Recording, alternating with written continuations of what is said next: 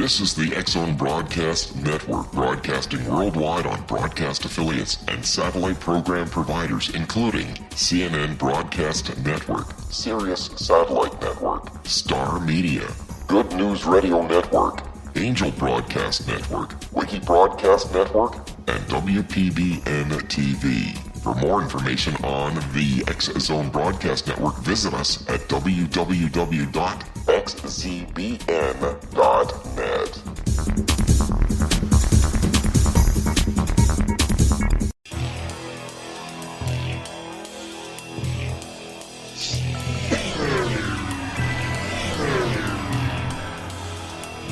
This is A Different Perspective with Kevin Randle. A retired U.S. Lieutenant Colonel, Kevin Randle has been studying UFOs for nearly 50 years. Kevin has investigated some of the most famous UFO cases in the world and has been consulted for dozens of documentaries about UFOs. Considered one of the leading experts into the Roswell UFO crash of 1947, Kevin has written more than 25 books about UFOs, including the recently published Roswell in the 21st Century. Now, here is the host of A Different Perspective, Kevin Randle.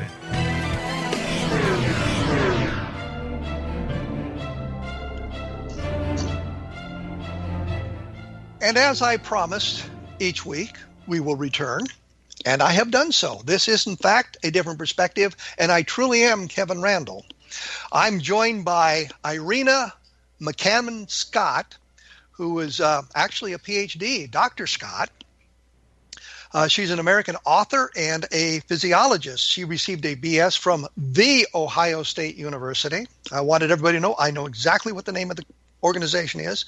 An MS from the University of Nevada and a PhD from the University of Missouri in the Department of Veterinary Medicine. Her postdoctoral studies were done at Cornell University. So she's been around the college campuses quite a bit. She has been employed as an assistant professor, Department of Biology at St. Bonaventure University, and has done research and teaching at The Ohio State University. I always like to do that. I don't know why. She's also taught at the University of Missouri and the University of Nevada and at the Battelle Memorial Institute. She was a correspondent for Popular Mechanics magazine with articles appearing in the Technology Update and Science sections. She has worked as a volunteer astronomer at The Ohio State University Radio Telescope in Delaware, Ohio. She is the author of 6 books and has contributed chapters and articles to numerous scientific journals, magazines, newspapers. Her listings include Who's Who in the World Who's Who of Women, Who's Who in the Midwest, the Dictionary of International Biography, and Who's Who in the Frontier Science and Technology. What an impressive resume. Welcome to A Different Perspective, Dr. Scott. Well, thank you for having me. I'm very glad to be here. Your latest book, which I did not mention on purpose, is called UFOs Today, 70 Years of Lies, Misinformation, and Government Cover-Up. In the few moments, and I say, we just got a couple of minutes here before we have to take a break, can you tell me a little bit about the book, and we'll then continue on in the next segment? Okay, it's for sale on Amazon.com. I generally presented it in chronological order from the beginning of the modern UFO idea in 1947, around that time, to today. And so I cover the historical aspects and also try to cover the cover-up. And when you say you started with the modern era, you're talking about the Arnold sighting in June of 1947? I present some information that maybe the government knew something about UFOs before that, but I start on that idea that came in 1947 that they might be ET craft. But you didn't look at the Foo Fighters, the Ghost Rockets, or anything that preceded the Arnold sighting? No, I looked at some of it, and that's why I was presenting some evidence that I thought the government probably knew about the subject before Arnold's sighting. And by that you mean about UFOs in some fashion, before Arnold's sighting exploded on the world? Did you find anything specific about the Arnold sighting that you found interesting or new? I found all kinds of things that were interesting and new, and it would take half an hour to describe them. One thing, before the Arnold sighting, one thing we discovered was that Cordell Hull, who was the Secretary of State under Roosevelt, he had a cousin, and the cousin visited him. He was very high up. He was he was Secretary of State for the longest time of any. He was called the Father of the United Nations, and Roosevelt wanted him for his running mate when he ran for president. So he was high up in the government. Well, let me interrupt you here because we're going to have to take our first break. But you're talking about Cordell Hull, who was the Secretary of State under Roosevelt and had some knowledge of UFOs prior to July of 1947. And we'll look into that when we come back in just a few minutes. For more information about UFOs and this sort of thing, take a look at www.kevinrandle.blogspot.com.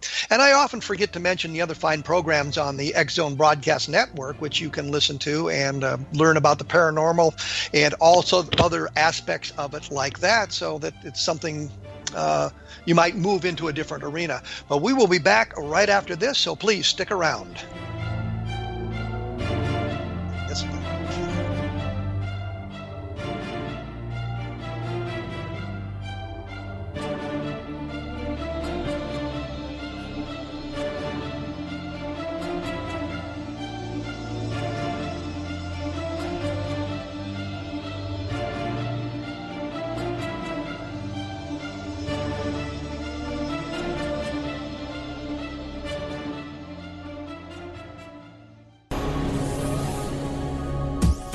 This is the X-Zone Broadcast Network, broadcasting worldwide on broadcast affiliates and satellite program providers, including CNN Broadcast Network, Sirius Satellite Network, Star Media, Good News Radio Network, Angel Broadcast Network, Wiki Broadcast Network, and WPBN TV. For more information on the X-Zone Broadcast Network, visit us at www.xzbn.net.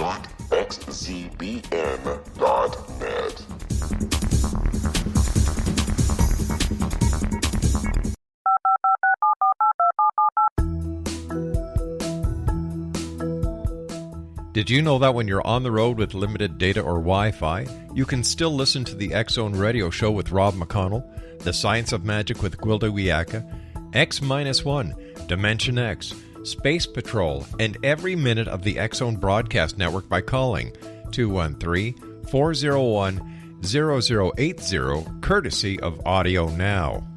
No smartphone, app, or internet needed. It saves your data plan, and it's free if you have unlimited minutes. Call 213-401-0080 to listen on any phone, anytime, anywhere. Remember, 213-401-0080 for the best of the paranormal, parapsychology, and sci-fi radio programming anywhere, 24/7, 365.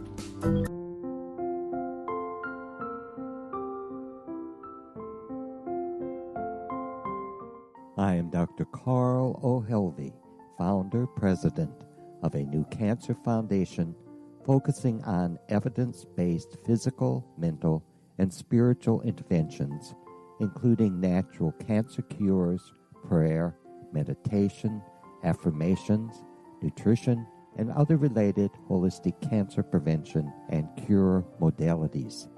These are used in cancer education, research, and financing care.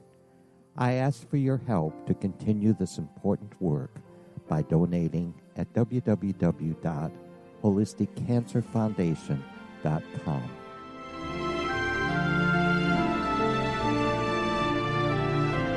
Hello, I'm Pete Marsh. With my daughter Justina, we will be presenting the new radio show, Too Good to Be True. If something seems too good to be true, it usually is. But with the help of Justina's amazing gifts, we're going to gain insight into questions that don't yet have complete answers. Have you wondered who built Stonehenge and for what reason? Why are crop circles found in the same region as Stonehenge and elsewhere? Are crop circles a hoax, or are they created with technologies that we have little knowledge of? Who built the pyramids in Egypt and also in other countries? How and why were they built? Was the Titanic switched with the Britannic as part of a gigantic insurance fraud, or for more insidious reasons? What caused the Tunguska event when trees were flattened over an 800 square mile area in Siberia? Will the new insights be too good to be true? Well, that will depend on what you are prepared to believe. Please join us as we start on this journey together. For more information on Too Good to Be True, visit www.xzbn.net. Little children aren't the only ones afraid of the dark.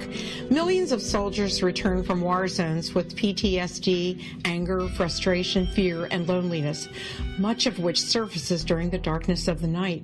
You have the chance to change the lives of these American heroes. Songs and Stories for Soldiers.us provides free MP3 players for these men and women.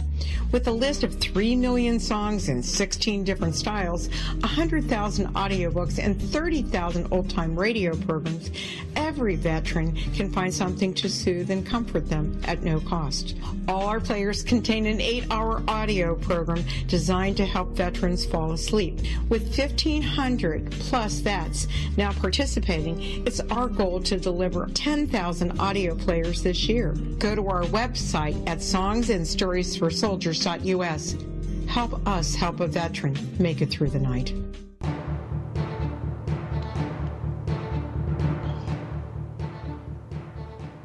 Proving that I have not lied about this, we are in fact back. I am joined by Dr. Irena Scott, whose book is UFOs Today, 70 Years of Lies, Misinformation, and Government Cover-Up, which is available at Amazon.com. And I think the publisher is Philip Mantle, or you're associated with Philip Mantle, who is a well-known UFO researcher, entrepreneur.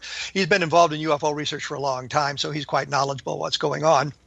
When we went away, you were mentioning Cornell Hall and suggesting that he was aware, or he had a relative who was aware of UFOs prior to the Arnold sighting. Can you kind of give us a brief examination of that?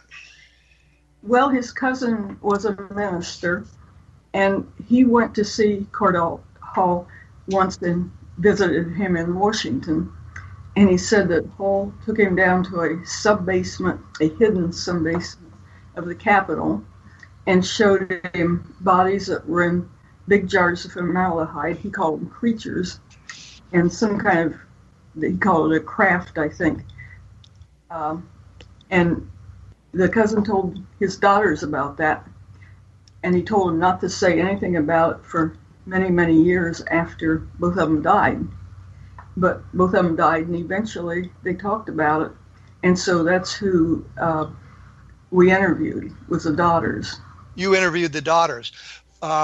So Cornell Hall didn't talk about this to anybody that we can look at. It's a relative of his who talked about it. Is that correct? That's right. We found nothing that he had published about, but we sort of speculate about that he was founder of United Nations, and maybe he was influenced by something like that. It was 1939, they think, approximately. So I was going to say, do we have a date on this thing? So you're saying this was 1939, so it predates Roswell by a number of years, 8 years. And I was thinking that you might be relating it back to the Cape Girardeau crash from, was it 1941, I believe? But you're suggesting it even predates that. Uh-huh. And what you did was you talked to the daughters of the man who talked to Hull, is that correct? Yeah, that was his cousin that talked to him, and we interviewed one daughter, but the one daughter said the other daughter remembered something about it too. We talked to the older daughter, and she remembered more. But hasn't this information been published before? We published it in our local, I think we were the first that published it. We published it in our local newsletter. Okay, all right. But when we're talking about something new and different, you mentioned the Arnold sighting. I mean, the Arnold sighting is the point that we all kind of begin at, even though modern era of UFOs began in I believe in World War II with the Foo Fighters. But you start with the Arnold sighting and move on from that. And I noticed you talked about the Maury Island evidence. Can you talk a little bit about Maury Island for us? Yes, I didn't include too much on the Foo Fighters because everybody kind of knew about it, and I didn't want to take a whole lot of space on my book on everything. When Arnold had his sighting, which is June the 24th, 1947. There were several other reports. One was a prospector who appeared to have been seeing the same objects that Arnold saw, and he said when they approached his compass spun, which was kind of a funny thing. And then there was an aircraft, a pilot for a commercial airline, Captain Smith, who saw 9 objects that may have been like Arnold's, but not at the same time. There was wait. The Captain Smith sighting took place like 2 weeks later. Yeah, I didn't mean I said it wasn't the same sighting at the same time, but he might have seen something that looked like the same objects. Okay, all right. It was at the same time. I'm sorry. But I was trying to get us toward the Maury Island sighting. What was that all about? Okay, That predated Arnold by 3 or 4 days. Yes, it did, and it's generally considered a hoax. And I read Arnold's book and some other things, and it appears that people thought it was a hoax by 2 men, Chrisman and Dow, who claimed they were harbor patrolmen, and that Dow was in his boat with his boy and his dog over Murray Island, and some donut-shaped UFOs flew over and dropped debris, and that was the main point of his report. And it's normally considered a hoax, but as I looked into it more and more, I thought it was a more advanced hoax than 2 men could have done. Well, when you say more advanced hoax, you mean that the story was too complex for these 2 guys to have invented? Yeah, I thought it was a lot more complex than the 2 people could have done. Are you suggesting there might be some validity to this sighting? No, I wasn't suggesting that. Okay. I was suggesting that they might have been a part of a much bigger hoax and were maybe doing what somebody else was telling them to say. And do we have an idea who that might be? No. I would have said Ray Palmer, but that would be just me. Well, and for those who don't know, I'm sorry to interrupt you, but for those that don't know, Ray Palmer was the editor of Amazing Stories science fiction magazine in the 1940s, and he was very excited about some stories that he had published before Arnold that suggested some kind of flying objects, not from interstellar space, from the inner Earth. So anyway, that's who Ray Palmer is for those who want to know. But you don't know who might have been pulling the strings for Chrisman and Dahl then? No, some of the references say Ray Palmer, but I thought it was more complex than what Ray Palmer could have done either. So I just wasn't sure exactly what was going on, but it seemed awfully strange. Well, why do you think it was more complex than these 2 guys could have pulled off? What kind of leads you in that direction? Well, for one thing, he reported it, and he was a very qualified pilot. He being Arnold, right? Uh-huh. Okay. He was as qualified as you could come. He flew this very difficult to fly airplane and knew his way around all the mountains and everything in that area, which was near Tacoma, Washington, and all through there, and Mount Rainier and everything. And he was just very well qualified and very good at flying and very intelligent. And well, nobody's questioning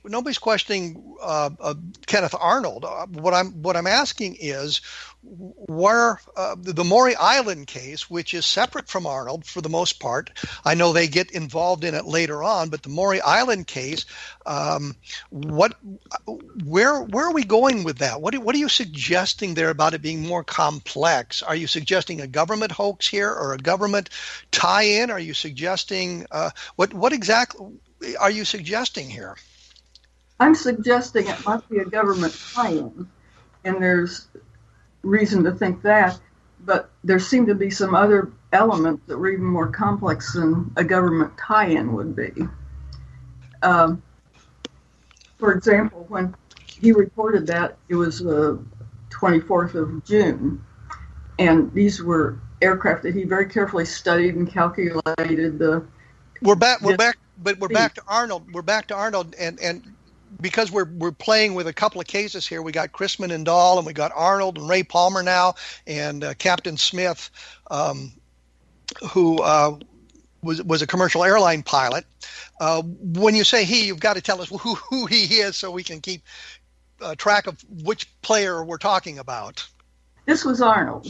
Yes. Okay. And he reported these objects flying over the United States. He gave a very good report. It was all over the newspapers. And one would expect the government to contact him because the government was very concerned about flying objects over our airspace. But, and he wondered why the government didn't contact him. And it was not until the middle of July that the government contacted him. Patterson contacted him. And that seemed very odd on the part of the government that they wouldn't be interested in these things flying over the United States. And it also made me think that maybe the government knew something about him, because I would think they would contact him real fast if they didn't. So Arnold has his sighting of the objects, and I think the headline says mystery objects in fast flight and things like that.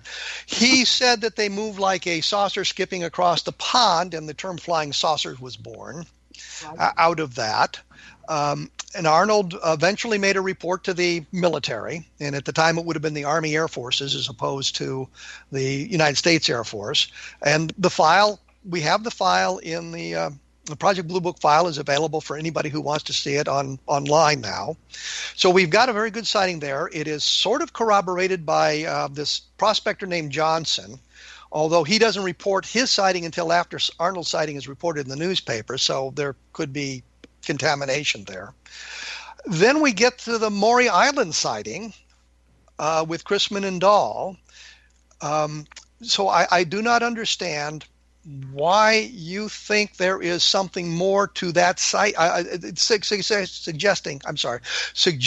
that there's a wider spread hoax here than just Dahl and Chrisman making something up. I don't understand how you came to that conclusion. Well, I didn't. I was just giving evidence from what Arnold said that seemed strange to me. One of them was, for example, the government took a long time to contact him.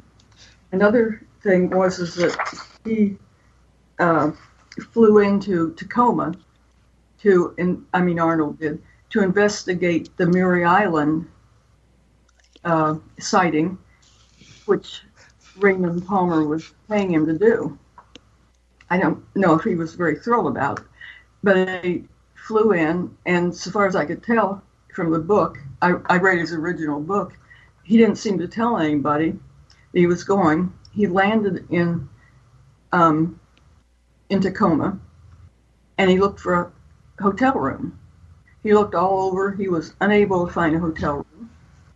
And so finally, he called the most expensive hotel in town and asked, and there was a room reserved for Kenneth Arnold. This seemed strange, and he thought there must be another Kenneth Arnold. So he decided to take the room and move out when the other Kenneth Arnold came, but no Kenneth Arnold ever came. And that sounded kind of like something that somebody had hoaxed. Also, well, wouldn't maybe Ray Palmer, who knew he was going to go to Tacoma, Washington, have booked the room for him? Well, if he did, he didn't tell him. But I would think that would be a logical conclusion that Ray Palmer is the source of this mysterious hotel room. Well, I don't know, because there seemed to be, he just called it the lark. He didn't know there was going to be anybody there, that would be reserved in his name. But there was some other things that happened that made it sound like it was bugged. Okay, well, we're going to get into that in just a moment. I've got to take a quick break here so that we can pay a few bills for the X-Zone Broadcast Network and everybody else.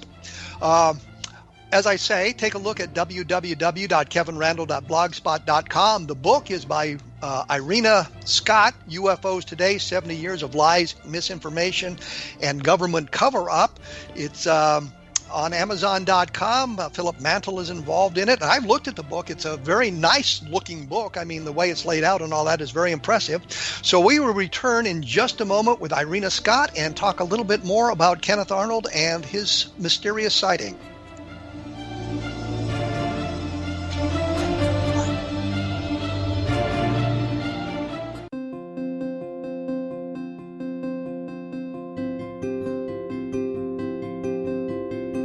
Dreams are our personal gateways into infinite wisdom. Don't miss shamanic counselor and indigenously trained dream decoder Sandra Corcoran's inspiring book, Shamanic Awakening Between the Dark and the Daylight. This remarkable work chronicles Sandra's 35 years of experience with diverse wisdom keepers and her initiations throughout the Americas and across the British Isles, Turkey, Greece, and Egypt. Sandy's knowledge of symbology, psychology, and myth influenced her dream blog and workshops. Sandy offers private tarot readings, international journeys, a meditative CD, as well as her book, Shamanic Awakening, to encourage you as you navigate this earth walk, creating a deeper connection to yourself and all that is. Find this and more at Sandy's website, starwalkervisions.com.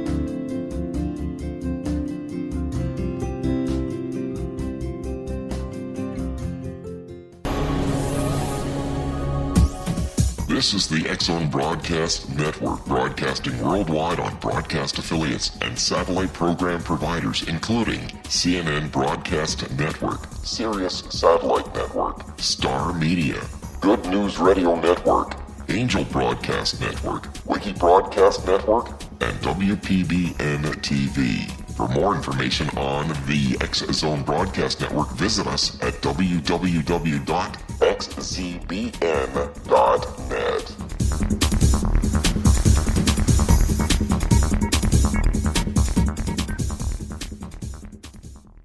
How would you like to be able to read other people's minds? Well, the next best thing is here. When you know how to read a person's name, you know how the person thinks, feels, and behaves.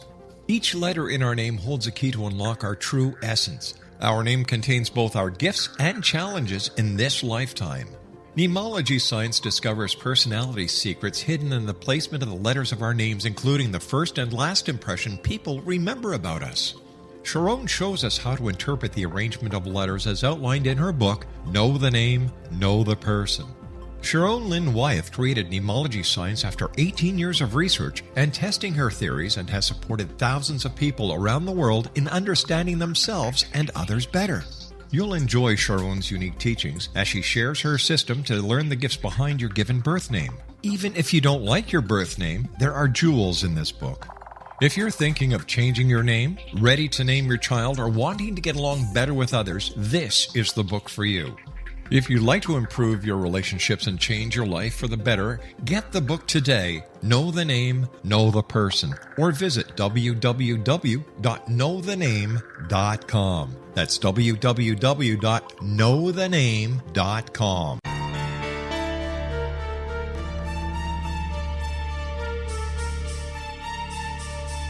Hello, I'm Justina Marsh, and with my dad Pete, we are going to present a new show called Too Good to Be True. Together, we are aiming to discover more truths about this world and beyond. Do you have unanswered questions about the world? Do you ever wonder about aliens, conspiracy theories, or the universe?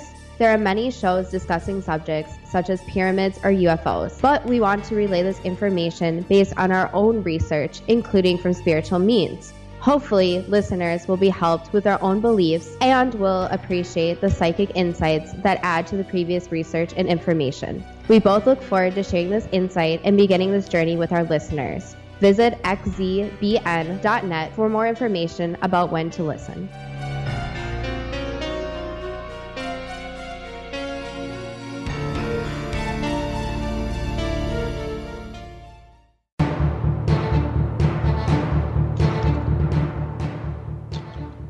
I have returned. As I promised, I'm with Irena Scott, Dr. Scott. Her book is UFOs Today, 70 Years of Lies, Misinformation, and Government Cover-Up, available at Amazon.com, even as we speak.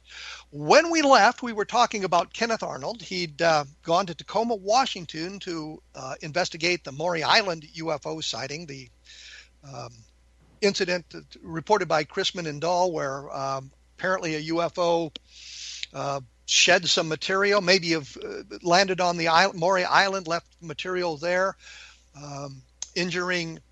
allegedly injuring, I think it was Dahl's son, and killing their dog, and Chrisman was involved in all of this as well. We have Arnold now in Tacoma, apparently to interview Chrisman and Dahl, and he's found his hotel room. So let's go from it. You were about to say there were some other mysterious things going on at that time. Let's look at those. Well, there were a number of mysterious things that went on. For one thing, when he found Dahl's phone, he found the phone book and Dahl's number in his hotel room, and he called Dow. And Dow was supposed to be hoaxing, which he probably was, but he also warned Arnold off and said, "Go home. You don't want to get mixed up with this." And then he told Arnold this story about it would be what would be called a Men in Black encounter today. And Men in Black came in about 1960s. But he told Arnold that he'd been on Maury Island. Nobody else was there except his son and dog. And that this mysterious man wearing black came and told him about the whole episode that had happened to him, even though he was the only one there. And then the man in black threatened him and said if he wanted his family to stay healthy, he better shut up.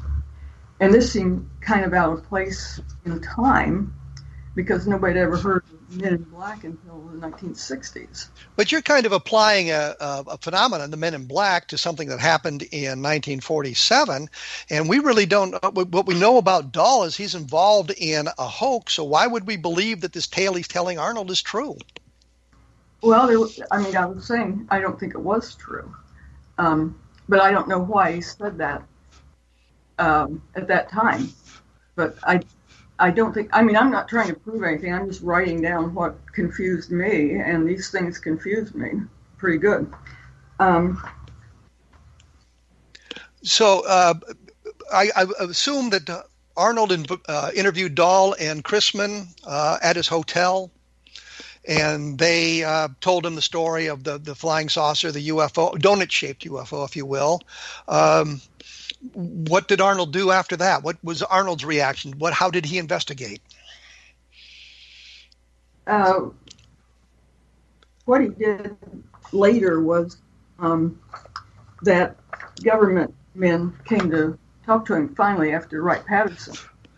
Government men, you mean two officers from the 4th Air Force in California, Brown and Davidson. Two Army Air Forces officers involved in intelligence came to Tacoma and talked to Arnold while he was there. Correct? I think they visited him twice. The first time I think was at his home, and Lieutenant Frank Brown and Captain William Davidson, and they were the Air Force, the Army investigators, but they seemed very interested in the UFOs and told him they were practically bug-eyed for watching for them. And that was strange because later the government seemed to cover up everything and always debunk UFOs. But in July of 1947, June of 1947, the government had no idea what was going on. They're as confused as Arnold would have been, as we would have been had we been there at the time. So these guys are sent out to investigate this mysterious sighting. So I can't really see anything preposterous in them suggesting that they were interested in it and maybe excited about what Arnold had seen. I don't see any problem there. And didn't Brown actually tell Arnold that if there was anything else he wanted to talk to him about or anything else came up, that he should contact him at 4th Air Force headquarters there in California? That's right. And so Arnold, while in Tacoma, calls Brown and Davidson and says, "Hey, I've got another case here you guys might be interested in." Well, what happened was he called Brown in California at the air base, which was where he worked and where he was an investigator of UFOs. But Brown hung up and took the call from an outside line, which seemed really funny to me because he was the official investigator, and why would he be taking the call from Arnold, who he said to call him there, from an outside line? That was another thing that didn't make sense to me. Maybe the Audubon system wasn't working really well. Well, I throw that in. Audubon was in the 1960s. The Army had a special internal phone system called the Audubon, and you could tap into it by calling certain numbers, and it would be Audubon, and it would be charged to the government, not the local phone. So it could be something as simple as that. Brown trying to get it from a different line or a different perspective. I don't see anything mysterious about that. But so anyway, Brown and Arnold are talking, and Brown and Davidson decide to go to Tacoma to interview Arnold.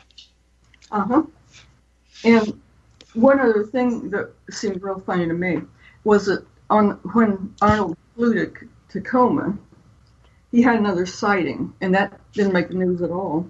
But these were 20 to 25 brass-colored objects that were small UFOs, like 30 inches or something in diameter. And they flipped as they went, and they looked like the larger UFOs he saw. But to me, that wouldn't be. It might have been something connected with the UFO phenomenon instead of the government or Palmer or anything else, because they didn't have any drones in or anything else that would do that. But we're in Tacoma. We got Dahl and Chrisman and Davidson and the other fellow whose name escaped me at the moment, Frank Brown.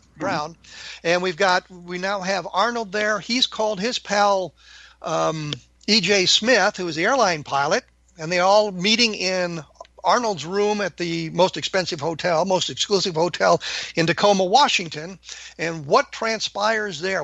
Is there anything interesting that transpires at that point? I mean, they're all sitting around talking about this stuff, this sighting. They've got samples of the material that I think they put into a breakfast food box, a cornflakes box. What was Brown's and Davidson's reaction to the story? What did they think? Well, for one thing, they showed Arnold the fragments. And let me see, it was Dow that invited Arnold to a secretary's house, which he said was his secretary's house. And the secretary's house looked very normal. It was just a normal house. The secretary was there sorting through papers in her kitchen and everything. And he showed Arnold these fragments. Later, what happened was that the Brown and Davidson, they thought it was a hoax too, as Arnold Smith thought, and they had an air show coming up the next day, and so they wanted to fly back to California, and Arnold thought they were tired and thought they shouldn't go, but they decided to go. Their airplane had been under guard the whole time they were there, and what happened was that even though the military men didn't want the fragments and had no interest in them, well, Dow and Chrisman wanted to put the fragments in the plane. And so Arnold said he lifted the box of fragments onto the plane. And he said they didn't look anything like the fragments they showed him. And that the box seemed a lot heavier. And so then the men took off and their plane exploded, was what they heard. Did anybody survive? I think two people survived, but neither of the two were Brown and Davidson. So Brown and Davidson are flying the aircraft back to Hamilton Army Airfield in California. The plane actually catches on fire. The two passengers bail out successfully and are rescued, but Brown and Davidson are killed as the airplane began to break up in, I guess, midair. So it's really kind of a coincidental aircraft accident, isn't it? It could be. I just don't know. I was just listening what I thought was odd. And what I thought was odd was that Arnold didn't think the fragments were what he had been shown, which seemed a little funny. And their airplane was in top condition because they were going to be in an air show the next day and had been under guard. So it just seemed a bit strange to me that it would explode. Well, I'm a former military pilot, and while flying in Vietnam, I'd flown all day in one aircraft, and we were going to evacuate the airfield that night because of rumors of enemy action. And I was assigned a new co-pilot, and I thought, the aircraft has been flying all day. There's no need to check it. And he crawled up on the tail boom to check the tail rotor, which we did every morning that way. And the linkage came apart in his hands. So here I'm flying an aircraft that had been perfectly functionable 30 minutes before, and now the linkage on the tail rotor had fallen apart. So I don't think there's anything that unusual or that suspicious about this airplane just because it had been in on an airfield or whatnot in another location. I don't see that as suspicious at all. Well, I wasn't saying that this was. I just said this is my list of things that seem strange to me. I didn't mean that I knew that this was a advanced hoax or anything else. I just meant I was listing the things that just seemed strange to me. Well, it seems to me what we've got here is Chrisman. By the way, Chrisman had been in contact with Ray Palmer in 1946. And there's a letter published in Amazing Stories magazine from Chrisman, I believe it was, about Lemuria and one of Ray Palmer's favorite topics that suggested that UFOs, flying saucers, were from the inner Earth. And when the Arnold sighting happened, Palmer was excited simply because it suggested that there was truth to the inner Earth story. So I think that's why Palmer got excited, and that's why he got Arnold involved in that whole thing. But I think we've kind of exhausted this story. So when we come back, we're going to talk about a couple other things in UFOs today, 70 years of lies, misinformation, and government cover-up with Dr. Irena Scott. I will have more about this on my blog at www.kevinrandle.blogspot.com. And as I always say, if you're interested in the Roswell case, specifically take a look at Roswell in the 21st century, and we cover that. I also did a book called the UFO Government Files, where I cover some of this stuff as well as Dr. Scott has done. You can take a look at that and get, well, I will say it, a different perspective on that sort of thing, which I think is important. And I don't say it enough, but for those of you, take a look at the X Zone Broadcast Network and look at the other fine shows that are broadcast there and give a listen to some of them, because I think you'll be excited about what you hear. So we'll be back in just a moment, so please stick around. Wow, me.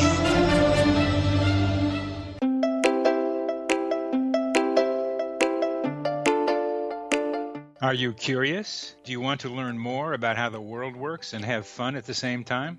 Study coincidences with me, Dr. Bernie Beitman, MD, on my Connecting with Coincidence radio show here on the XZBN network. Listen to Jungians theorize, statisticians randomize, true believers evangelize, while I categorize. I dance to the rhythm of coincidences. People who experience me see more of them. Maybe something on the show matches a thought in your mind. Let us know. Expand your mind to the weirdness happening around you. Synchronicity spoken here, there, and everywhere. For more information, put Connecting with Coincidence in your search engine and find my website, my social media sites, and my blog.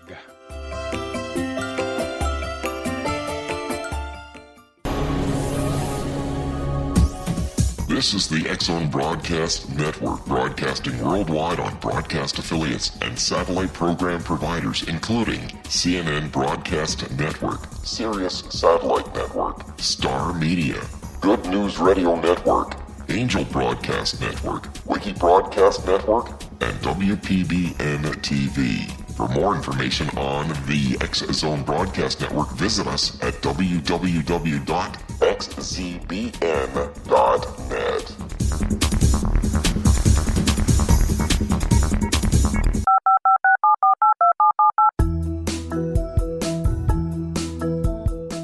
Did you know that when you're on the road with limited data or Wi-Fi, you can still listen to the X-Zone Radio Show with Rob McConnell, The Science of Magic with Gwilda Wiyaka, X-1, Dimension X, Space Patrol, and every minute of the X-Zone Broadcast Network by calling 213-401-0080, courtesy of Audio Now. No smartphone, app, or internet needed. It saves your data plan, and it's free if you have unlimited minutes. Call 213-401-0080 to listen on any phone, anytime, anywhere. Remember 213-401-0080 for the best of the paranormal, parapsychology, and sci-fi radio programming anywhere, 24/7, 365.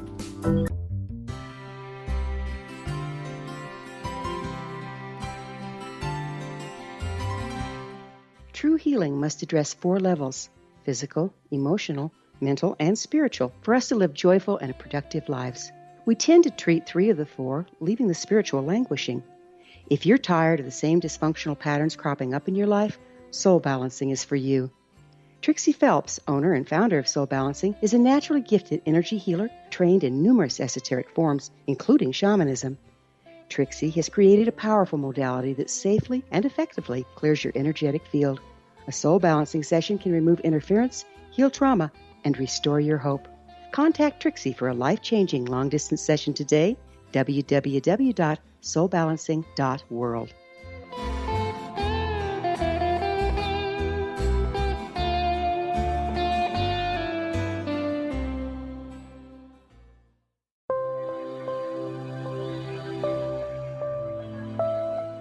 There's a legend shared by many indigenous cultures of a time when the nations were cast to the 4 corners of the world. Each nation was given a body of sacred knowledge that held a different portion of the truth to preserve. True reality could not be known until all the nations reunited, combining the information. If a single one was missing, the world could not be reborn and darkness would prevail. The Science of Magic Radio is dedicated to reuniting the sacred knowledge. With the understanding, none of us has all the answers, but together we can open new perceptions and possibilities. Through our combined vision, the world can be reborn into a place where darkness no longer prevails. Join me, Gwilda Wiyaka, and the Science of Magic daily on the X-Zone Broadcast Network, xzbn.net, or visit us at thescienceofmagic.net.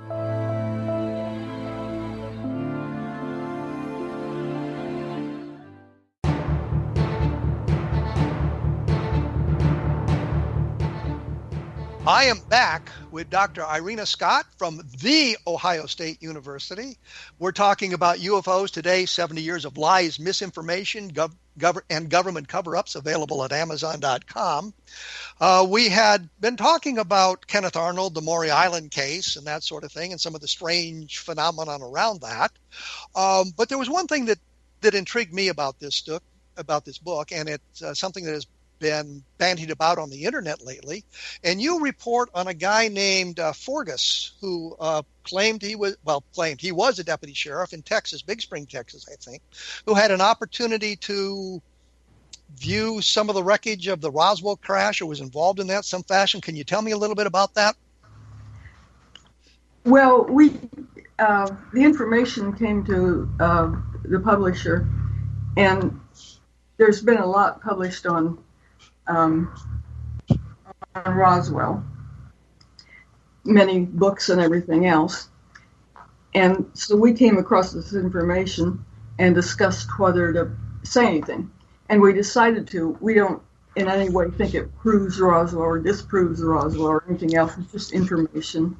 And we decided to put a small blip about it in for just to put it in the public domain, and in case we found anything else interesting about it. So he was a deputy sheriff. There's a lot of things that don't quite go together, and I kind of discussed them in the book. But he went with a sheriff he was in Big Springs, and he was traveling with a sheriff to Roswell to pick up a prisoner. And along the way, they heard on the police radio that there was a crash. And so they decided to go see it. And they came upon it. I suppose they knew the local roads and everything, because I don't know what the roads were like back then. They were crummy. Yeah. Really, really crummy. And in fact, today they're really, really crummy in parts of New Mexico. Well, I've driven around Texas, and I've been in Big Springs and Roswell, but I haven't been between the two. But I figure they're about the same as what I'm used to. Anyway, they heard about this crash, and so they went to see it. And he said there were a lot of military people around. There was an object that was about 100 feet in diameter that was round, and 4 bodies, which you couldn't see very well. And he said they looked like they were smaller than people, and when the wind blew some parts of them away, they looked like they had feet like people and big eyes. But anyway, he said they were being lifted by a crane into a truck, and then they told him to leave, and he and the sheriff left, and they went to Roswell and picked up the prisoner and went back home. But they didn't talk too much to anybody, because he said they didn't talk because nobody was interested. But maybe that's because nobody had heard of Roswell, and if they had heard of Roswell, they would have probably been interested. But we just included it because there's so much information and stories about Roswell that we had one, and somebody had actually saw the bodies, so we thought we would include it. We know it doesn't prove anything. Well, we should say allegedly saw the bodies, and I think that one of the problems is in 1947, Roswell was all over the front pages of the newspapers for 2 days. I mean, even the New York Times was talking about the case and the Roswell case. Granted, they all pretty much said it was a weather balloon, except for the first few papers, such as the Roswell Daily Record and some of the other papers that got the story earlier before their deadlines. But there was a great deal of talk about it. What bothers me about this is clearly he's talking about the event after the military is involved, after the cordons have been set up. And I don't understand, A, how they would have found the site, because it's not visible from the roads. Just hearing about a crash of a UFO in Roswell, you're going to have some kind of directions on how to get there. And they would have run into the military cordon. And I know from talking to people who were there, Judd Roberts comes to mind immediately. He was a minority station owner of KGFL radio in Roswell at the time, that he had attempted to go out the next day and ran into the military cordon, and the military police, the guys running the cordon, had turned him back. I don't understand how a sheriff's deputy from Texas would have been able to penetrate the cordon there. They would have never allowed him close enough to see anything, if he could in fact find the place. Well, like I said, there's all kinds of holes in this, and so I don't know. Except they might have they might have been traveling more than once to Roswell, and they may have known the little roads that went around. But would be my guess, but I don't know. I don't see the police radio giving a location. I mean, so that other people could get there. There's no actual motive for the Chavez County Sheriff, which is Roswell, to be talking on the police radio about it on what essentially would be the day after everything is kind of announced. The military cordon is already up. I don't understand how they would have been able to find anything close to that. I don't understand how they would have had an idea of where to go, even if they wanted to see it, nor do I understand how they would have got past the military cordon. Because even if the guys running the roadblock was a low-ranking enlisted man, if he had a question about allowing these civilians, in essence, through, he would have called the sergeant of the guard, who probably would have said, no, they can't come through. And if he couldn't do it, they would have called the officer of the guard, and he would have said, no, don't allow them through. I don't understand how they would have penetrated the cordon. Well, I don't know either, but that was just part of the story that there's a whole lot of confusion on Roswell with all kinds of stories, and lots of them don't make a bit of sense. I mean, the site where the UFO came down has been moved by different authors all over the place. Well, we know that the debris field was up near Corona, and everybody agrees on that. The location of the bodies is what's problematic, and frankly, the description provided by this guy sounds amazingly like he was looking at a picture I photographed of the alleged crash site given to us by Frank Kaufman, and it's the perspective is from that photograph. So I find this story really bogus. And if I'm a little disappointed it's getting the play it is in other media, simply because there's no real foundation for it, and you haven't provided me with any sort of evidence that it took place. Well, I read your article in a different perspective and read your comments on this. Yes. And thank you for the plug, by the way. Yes, I'm also reading 3 of your books, including Roswell and the 21st Century, but I haven't read them all through. But one thing I noticed that would be different is you had written the first books about Frank Kaufman and his observations, and that seemed to go to pieces after a while. But you showed... It became, we learned that Frank Kaufman was making the story up. There's really no question about it. We found the documentation. We found evidence that he had misrepresented himself as a master sergeant when in fact he was only a staff sergeant. He had said he was in intelligence. He was actually basically a personnel clerk. We found an awful lot of things that he had told us weren't true. So the Frank Kaufman story is bogus. There's no other way to put it, and should be reduced to a footnote in the great Roswell Compendium. Okay, well, I read that, and I'm going through your large book on the 20th century. But you show a picture of the crash site of Frank Kaufman. Yeah, well, yes, I took a picture. It's in the first or the second Roswell book I did with Don Schmidt. There's a picture of the crash site, and this is what Fergus has described. I don't know about that, because all the other crash sites were northwest of Roswell. And in the case of this one, Fergus, he came from Big Springs, which was southeast of Roswell. And so this what he was reporting might have been a completely different site, because he didn't say anything about going on past Roswell and coming back. He said that this was on the way to Roswell. And so this might have been a completely different site. Well, I would say there's really no evidence of that. I find the story hard to believe, but that's just me. I'm going to have to end this here, unfortunately, because we're running out of time. I appreciate you taking time to share your thoughts with us about your book, UFOs Today, 70 Years of Lies, Misinformation, and Government Cover-Up, which you can get at Amazon.com. And like I said, I'm very impressed with your credentials. I believe you still teach at the Ohio State University. And those of you who are interested can take a look at the book and decide for yourselves what you think of it. We will be back next week with another episode. We'll be talking about UFOs, obviously, because that's what we normally talk about here.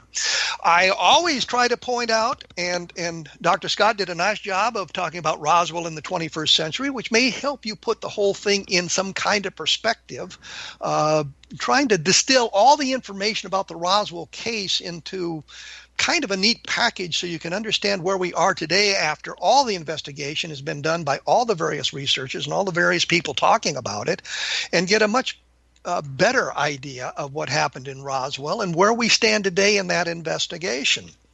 Always take a look at www.kevinrandle.blogspot.com.